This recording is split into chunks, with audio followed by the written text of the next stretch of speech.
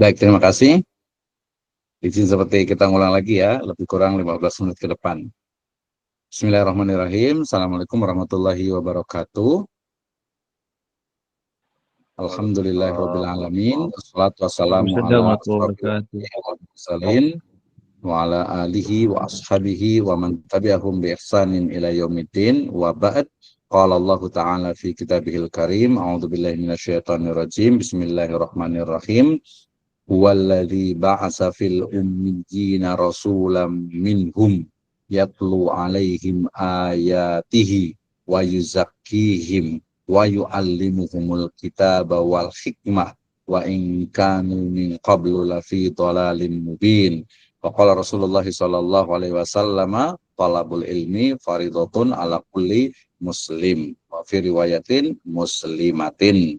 Terima kasih kepada seluruh mahasiswa yang hadir pada kesempatan kali ini. Kita akan bahas bersama terkait dengan bagaimana strategi dan juga media pembelajaran. Ya, saya awali dengan firman Allah Subhanahu wa taala dalam surat Al-Jumu'ah ayat yang kedua. Ya, Allah Subhanahu wa taala berfirman, A'udzubillahi minasyaitonirrajim. Bismillahirrahmanirrahim. Walladzi ba'asa fil ummiyina rasulam minhum. Dialah yang telah mengutus kepada kalian kaum yang buta huruf seorang rasul di antara mereka, yatlu alaihim ayatihi, yang membacakan ayat-ayatnya kepada mereka, wa yuzakkihim, menyucikan mereka, wa yu'allimuhumul kitaba wal hikmah, dan mengajarkan kepada mereka kitab dan al hikmah. Wa in kanu min qablu lafi dhalalim mubin, dan sesungguhnya mereka sebelumnya benar-benar dalam kesesatan yang nyata, yaitu tadi kaum ya ummiyina minhum, atau dari orang-orang yang tadi di kalangan utamanya adalah dari Quraisy ya pada waktu itu ya. Konteks kaitannya dengan strategi dan model pelajaran itu adalah mulai dari yatlu alaihim ayatihi wa yuzakkihim wa yu'allimuhumul kitaba wal hikmah. Ada yu'allim ya, taklim, allama yu'allimu ta'liman ya, artinya adalah ya pembelajaran ya, mengajar, mengajarkan, taklim ya, pengajaran. Oke ya. Jadi ayat ini sebenarnya bicara tentang bagaimana sebenarnya pembelajaran yang dilakukan oleh Kanjeng Nabi Muhammad Shallallahu alaihi wasallam. Oke, kita awali dengan bagaimana sebenarnya perubahan paradigma dalam pembelajaran. Ya, kita pahami bahwa antara pengetahuan ya yang dipandang sebagai sesuatu yang sudah jadi, yang tinggal dipindahkan. Jadi seolah-olah itu kalau ngajar itu ya, guru-guru PA itu ya sudah paham tentang fikih, tentang akidah, tentang akhlak, tentang moral, dipindahkan ke transfer ya. Jadi pengetahuan adalah hasil konstruksi bentukan atau hasil transformasi seorang yang belajar. Jadi dia bukan hanya transfer, bukan hanya menyampaikan dari sesuatu yang dia sudah tahu kepada pelajarnya, kepada peserta didiknya, tetapi bagaimana mengembangkan potensi dari peserta didik itu supaya dia memiliki ya semangat, energi untuk belajar. Jadi bukan hanya memberikan saja. Kemudian belajar itu sendiri seolah-olah itu hanya ya menerima pengetahuan ya. Mungkin kalau masih ada yang mahasiswa yang masuk gitu kan ya, kemudian nyetel dinyalakan handphonenya, masuk ke Google Meet, ke Zoom, kemudian ya tungguin aja lah bari gogoleran gitunya muncul Sundawa gitu ya. Itu belajar, jadi sangat pasif ya, pasif dan reseptif, jadi nerima apa adanya. Nah, padahal kita mengingat yang namanya belajar itu adalah apa? Mencari dan mengkonstruksi, membentuk pengetahuan aktif dan spesifik ya caranya. Jadi dia harus betul-betul memahaminya, bagaimana perubahan itu terjadi. Oke. Nah, kemudian kalau kita lihat pergeseran dari paradigma ini, bahwa yang namanya istilahnya itu pembelajaran, yaitu bukan lagi bagaimana dosen atau bagaimana guru itu mengajar. Jadi bukan hanya teacher center learning ya.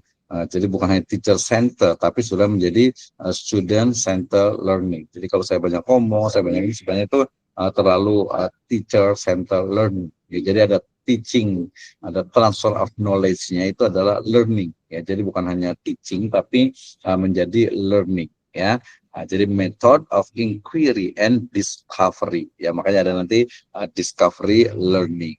Oke.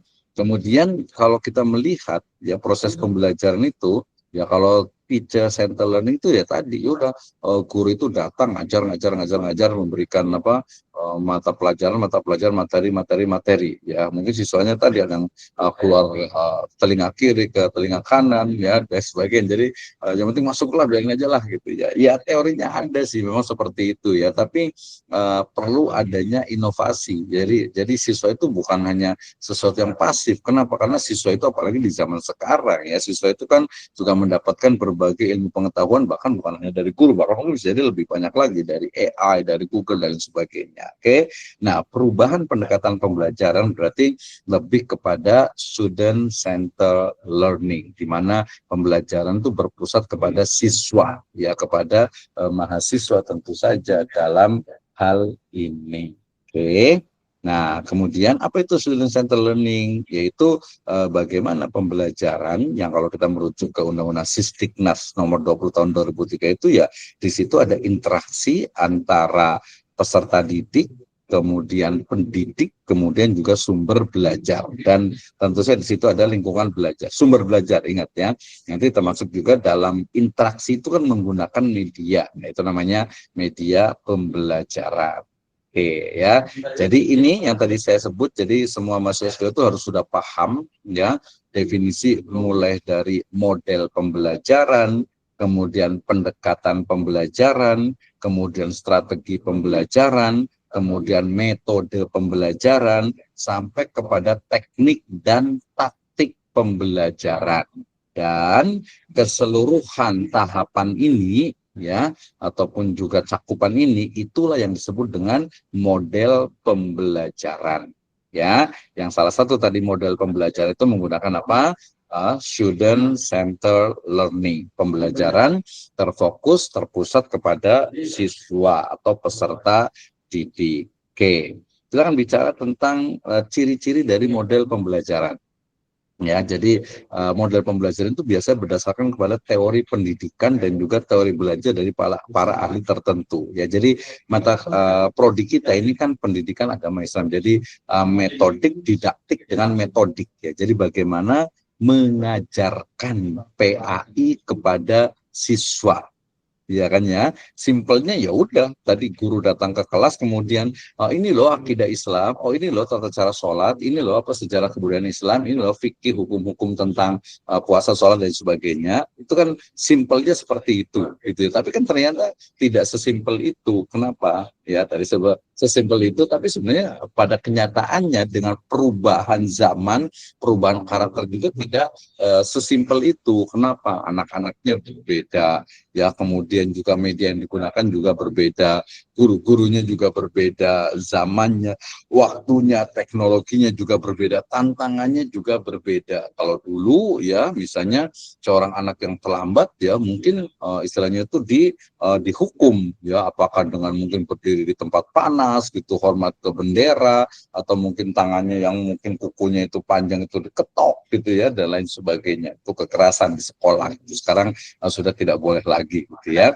Nah, jadi itu mengalami perubahan, sehingga ya mau tidak mau gitu ya, kita harus menguasai itu bagaimana agar materi-materi yang ada di pendidikan agama Islam itu bisa diserap, dipahami oleh ya peserta didik ya, dan berikutnya juga mempunyai tujuan pendidikan tertentu dan dapat dijadikan sebagai pedoman untuk perbaikan kegiatan belajar mengajar. Jadi kan ya ada evaluasinya, makanya tadi jadi sebenarnya mata kuliah kita ini jadi ada 3 tahap ya mata kuliah kita ini ya. Pertama adalah mendeskripsikan tentang penggunaan sumber belajar dan media pembelajaran bidang mata pelajaran PAI di berbagai lembaga pendidikan Islam atau di lembaga pendidikan gitu ya.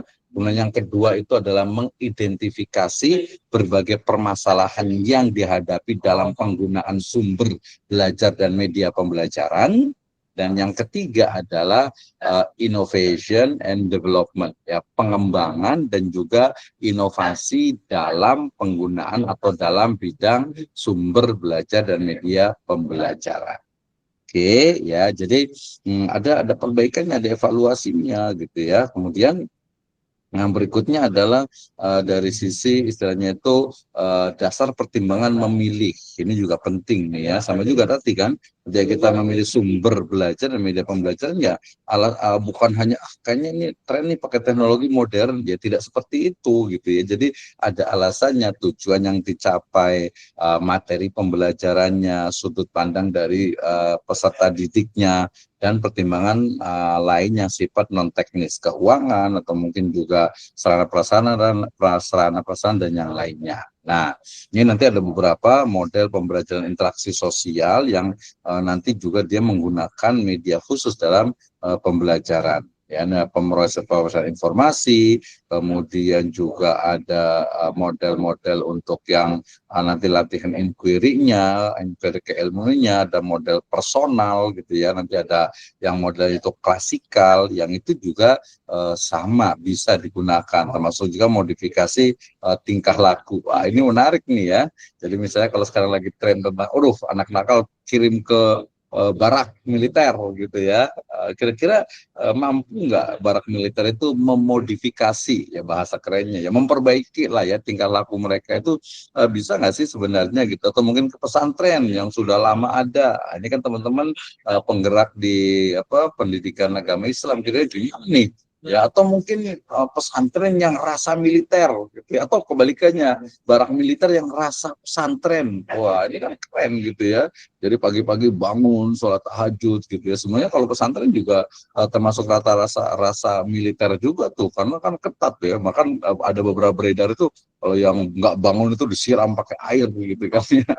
Tapi kalau pesantren, giliran pesantren aja diviralkan gitu, kekerasan gitu. Kalau militer enggak gitu ya. Oh, itu belum tentu ya.